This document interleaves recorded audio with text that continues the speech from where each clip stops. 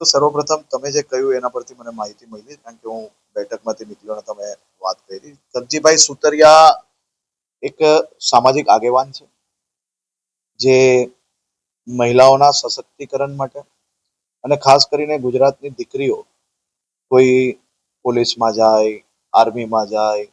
દેશ હિતના કામોમાં આવે, સરકારી અલગ અલગ વિભાગોની અંદર ખાસ કરીને આ દીકરીઓ પોતાનું કેરિયર બનાવી શકે, રાજ્યની સેવા કરી શકે, એ દિશામાં કામ કરતા હોય છે. મહિલા સશક્તિકરણ માટે એ હંમેશા પ્રયત્નશીલ હોય છે.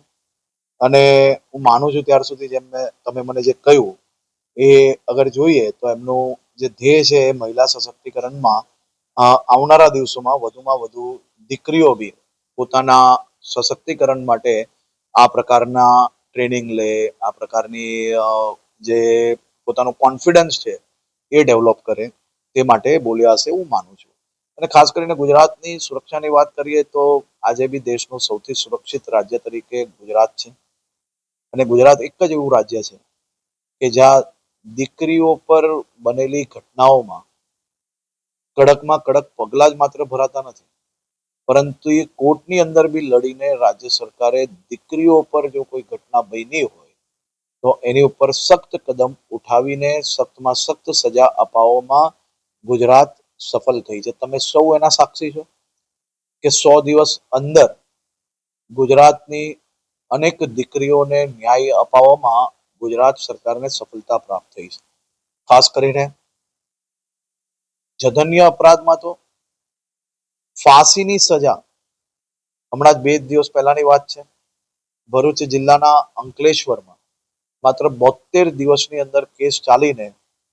ગુનેગારને ફાંસીની સજા સંભળાવવામાં આવે. કે સુરત શહેરની વાત હોય, કે પછી ભાવનગરની વાત હોય, કે પછી અલગ અલગ જિલ્લામાં ઐતિહાસિક જે ચુકાદા આવ્યા છે,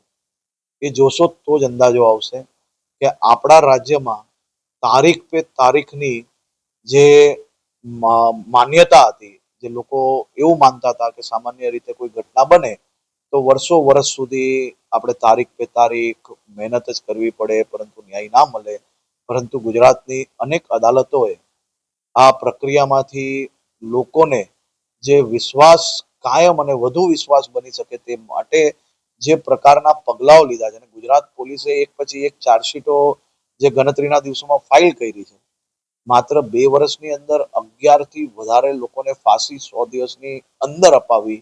એ ખૂબ મોટો વિષય છે. મિત્રો, આવા જ વિડીયો અને શોર્ટ્સ જોવા માટે આજે જ અમારી ન્યૂઝ રૂમ યુટ્યુબ ચેનલને સબસ્ક્રાઇબ કરો.